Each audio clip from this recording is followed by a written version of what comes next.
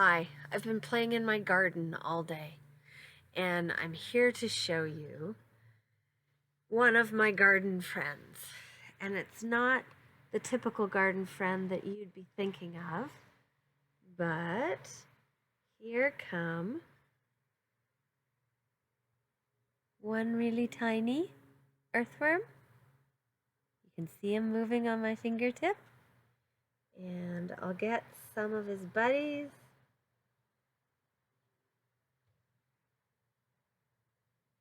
If they want to come. I've got a little pile of compost on the table beside me.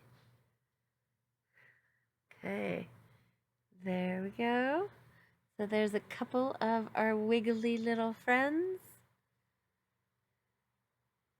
Okay, so why in the world do I have earthworms crawling on my fingers? So I have earthworms crawling on my fingers because even though you may not know it or believe it, earthworms are one of the most important species out there. Without earthworms, none of the organic matter would be broken down. So there's about 6,000 species of worms on Earth, spread out around the globe. Lumbricus terrestris is one of the most common ones. It was introduced from Europe to North America. The boreal forest doesn't have Lumbricus terrestris, so don't be moving earthworms around. When they're born, they are small and tiny, like that one on my index finger, and then they just keep growing throughout the season. So this particular species, this guy here, his name is the red wiggler, or Eisenia fetida. And I'm choosing just this one worm to show you now because you can see that thickened area, and that's his clitellum, and that's where his reproductive structures are. And when this red wiggler is stretched out completely, he's maybe 8 centimeters long, and that is the length of an adult red wiggler. So there, you get a good look at his clitellum. Okay, he really wants to go back to the compost pile. So what's also important to note about red wigglers is they have evolved for compost piles, for manure piles, for degrading organisms. And they don't often appear in just plain soil. And yet they're one of the most beneficial organisms at decaying, breaking down organic matter. Anytime I work in my garden, anytime I'm making our compost, I'm always looking for worms to see how many we have and just making sure our compost, our garden, is filled with fertile soil. One of the stories I'm going to tell you today is how I first energetically connected to the earthworm. So it was in one of the first courses I took with Lori Wilson, who's one of the intuitives that mentored me. It was her course called Access Intuition 101. And she did a drumming ceremony, a journeying ceremony, to try and find the spirit guide that wanted to hang out with us. And most people are getting large animals, elephants, lions, tigers, or domesticated animals like cats and dogs and horses. I ended up with this little guy, this little wiggly worm. And, you know, I sat with it for a bit. And this worm is so much my guide. These worms remind us that we are part of an ecosystem. Humanity is part of this ecosystem that is crawling on my fingers right now.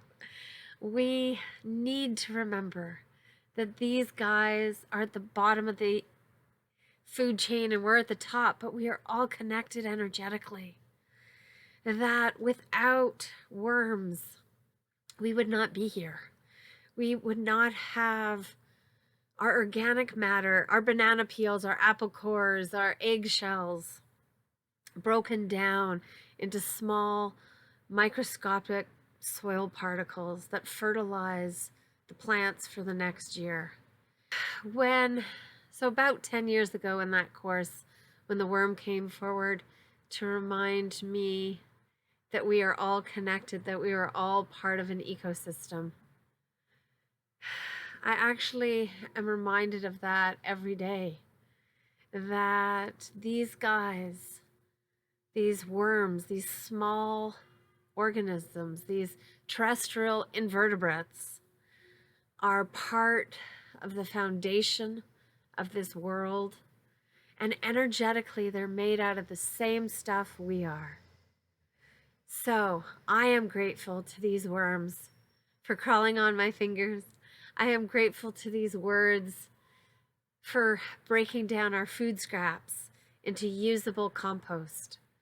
I am grateful to these worms for being made up of the same energy, the same matter that I am. And I'm grateful to them, for being our guests today.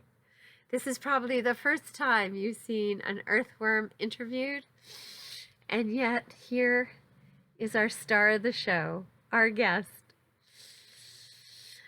And I'm doing this today as part of Plant People Speak because the plants wouldn't be here without the earthworms either. That the plant roots need to go down into the soil. The plant roots need the worms, the columbula, the other soil microorganisms, the fungal rhizomes. All plants need these microorganisms. No, these are macroorganisms, but the soil needs macro and microorganisms to break last year's layer of leaves, our food scraps and waste down into a usable layer of soil to continue growing. So as you connect to the plant people, remember to connect to the soil invertebrates and microorganisms too. Woohoo! He just dropped on my laptop. I gotta see how I get him back on my finger. So have an awesome day, and remember to connect to all of these wiggly guys too. Take care. I would like to reassure all viewers that no organisms were harmed in the making of this video. All the macro and micro organisms went back into the compost pile.